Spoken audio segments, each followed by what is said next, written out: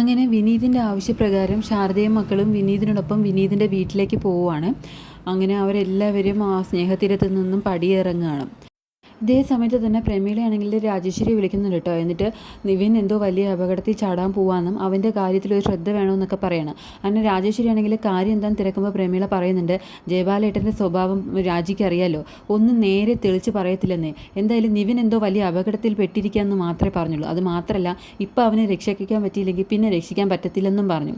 അതുകൊണ്ടാണ് ഞാൻ ഈ വിവരം നിന്നെ വിളിച്ച് പറഞ്ഞതെന്ന് അറിയണം കേട്ടോ. അപ്പോഴത്തേക്ക് രാജേശ്വരി പറയുന്നുണ്ട്, നിവിൻ്റെ കാര്യമല്ലേ, അത് എനിക്ക് വിട്ടേക്ക്, അവൻ്റെ കാര്യങ്ങളൊക്കെ ഞാൻ ശ്രദ്ധിച്ചോളാം എന്ന് പറഞ്ഞിട്ട് രാജേശ്വരി ആണെങ്കിൽ നേരെ അഫ്സലിൻ്റെ അടുത്തേക്ക് പോവാണ് കേട്ടോ. എന്നിട്ട് നിവിൻ എവിടെയാണെന്ന് തിരക്കുകയാണ്.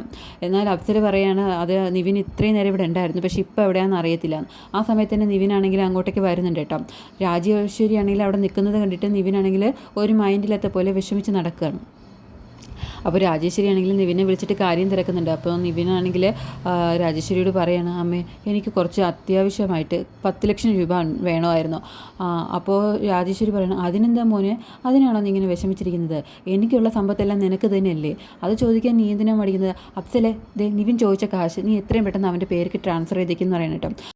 അപ്പോൾ നിവിനാണെങ്കിൽ ഒരല്പം ഷോക്കായിട്ട് രാജേശ്വരിയോട് ചോദിക്കണം, അല്ലമ്മേ എനിക്ക് കാശ് എന്തിനാന്ന് അമ്മയ്ക്ക് അറിയണ്ടേ? അപ്പോൾ രാജേശ്വരി പറയാണ്, എനിക്ക് നിന്നെ വിശ്വാസമാണ് മോനെ, നീ തെറ്റൊന്നും ചെയ്യത്തില്ല എന്ന് അമ്മയ്ക്ക് ഉറപ്പുണ്ട്. എന്തായാലും നീ ക്ഷീണിച്ച് വന്നതല്ലേ, ചെല്ല് റൂമിൽ ചെന്ന് റെസ്റ്റ് എടുക്കുമെന്ന് പറഞ്ഞിട്ട് നിവിനെ പറഞ്ഞിരിക്കുകയാണ് കേട്ടോ. അങ്ങനെ നിവിൻ പോയതിന് ശേഷം രാജേശ്വരി ആണെങ്കിൽ നേരെ അഫ്സലിൻ്റെ അടുത്ത് ചെന്നിട്ട് പറയണം, നിവിൻ ആരെയൊക്കെ കാണുന്നുണ്ട്, എവിടെയൊക്കെ ചെല്ലുന്നുണ്ട്, എത്ര രൂപ ചിലവാക്കുന്നുണ്ട്, ഇതെല്ലാം നീ കൃത്യമായിട്ട് നോട്ട് ചെയ്യണം, എന്നിട്ട് അതൊക്കെ വന്ന് എന്നോട് പറയണമെന്ന് പറയണം. ആദ്യം അഫ്സലൊന്നും മടിക്കുന്നുണ്ടെങ്കിൽ രാജേശ്വരി പറയാണ്, അത് എന്നെ അറിയിച്ചില്ലെങ്കിൽ പിന്നെ നീ ഇവിടെ ജോലി ചെയ്യേണ്ടെന്ന് പറയണം കേട്ടോ. അങ്ങനെ അഫ്സൽ ഇത് സമ്മതിക്കുകയാണ്. മറുഭാഗത്ത് വിനീതാണെങ്കിൽ ശാരദയും മക്കളെയും കൂട്ടിയിട്ട് വിനീതിൻ്റെ വീട്ടിലേക്ക് എത്തുവാണ് കേട്ടോ. അങ്ങനെ അവരും അവിടേക്ക് വരുമ്പോൾ തന്നെ സുജാതയാണെങ്കിൽ മുറ്റത്ത് ചൂലുമായിട്ട് നിൽപ്പുണ്ട്.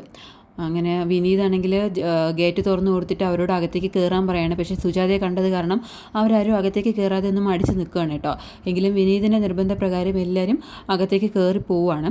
ഈ സമയത്ത് തന്നെ സുജാതയാണെങ്കിൽ വലിയ ആകാംക്ഷയോട് കൂടി അവരുടെ അടുത്തേക്ക് ചെല്ലുകയാണ്. എന്നിട്ട് അമ്മയോട് ചോദിക്കുന്നുണ്ട്, എന്താ അമ്മേ, അരവിന്ദേട്ടൻ മരിച്ചിട്ട് ഇത്രയും ദിവസമല്ലേ ആയുള്ളൂ, അതിനുള്ളിൽ നിങ്ങൾ എല്ലാവരും ആ വീട്ടിൽ നിന്ന് ഇറങ്ങിയോ, ഇതെല്ലാവരും കൂടെ എങ്ങോട്ടാന്നൊക്കെ ചോദിക്കുന്നുണ്ട്. അപ്പോൾ വിനീതാണെങ്കിൽ കാര്യം പറയുന്നുണ്ട്. അങ്ങനെ അന്നേരം മുത്തശ്ശിയും പറയുന്നുണ്ട് കേട്ടോ, മോളെ ബാങ്കുകാർ വന്ന് വീട് ജപ്തി ചെയ്ത് പോയടിയെന്ന്. ആദ്യമൊക്കെ സുജാതയാണെങ്കിൽ നല്ല വിഷമമുള്ളത് പോലെയൊക്കെയാണ് ചോദിക്കുന്നത്. അത് കഴിഞ്ഞ് ശാരദയാണെങ്കിൽ ആദ്യം അരവിന്ദേട്ടൻ പോയി, ഇപ്പോഴത്തെ അരവിന്ദേട്ടൻ എൻ്റെ വീടും പോയി എന്ന് പറയാണ് കേട്ടോ. അപ്പോൾ ശാരദയോട് സുജാത ചോദിക്കണം, അങ്ങനെ ഒടുവിൽ കിടപ്പാടവും പോയി അല്ലേ എന്ന് പറയാം കേട്ടോ. ഇത് കേൾക്കുമ്പോൾ സുജാതയ്ക്കും മക്കൾക്കും ഇൻസൾട്ട് ആവുന്നുണ്ട് കേട്ടോ. അപ്പോൾ സുജാതയാണെങ്കിൽ ശാരദയോട് ചോദിക്കണം, അല്ല സുജാത, വീട് നഷ്ടപ്പെട്ട സ്ഥിതിക്ക് ഇനി നീ എങ്ങോട്ട് പോവും? ഈ 4 പെൺമക്കളെയും കൊണ്ട് നിനക്ക് തെരുവിൽ കഴിയാൻ പറ്റുമോ എന്നൊക്കെ ചോദിക്കുകയാണ് കേട്ടോ. അപ്പോൾ മുത്തശ്ശിയാണെങ്കിൽ ചോദിക്കുകയാണ്, മോളെ നീ എന്ത് ഈ പറയണത്? ഈ നിൽക്കുന്നത് നിൻ്റെ സഹോദരനും കുടുംബവുമാണ്.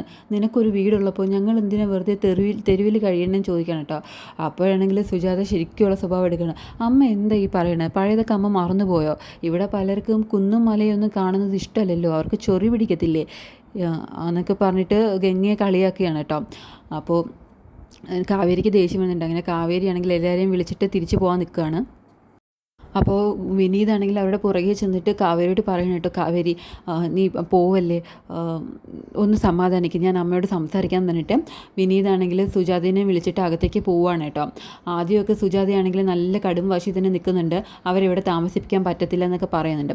ഒടുവിൽ വിനീതാണെങ്കിൽ നാട്ടുകാരെന്ത് ചിന്തിക്കും, അമ്മ ഇപ്പോൾ ഇറക്കി വിടുന്നത് സഹോദരൻ്റെ കുടുംബത്തെ മാത്രമല്ല സ്വന്തം അമ്മയെ കൂടിയാണ്, ആ ശാപം കൂടി വാങ്ങിച്ചു പിടിക്കണമെന്നൊക്കെ പറഞ്ഞ് നയത്തിൽ സുജാതയെ കൊണ്ട് സമ്മതിപ്പിക്കുകയാണ് കേട്ടോ.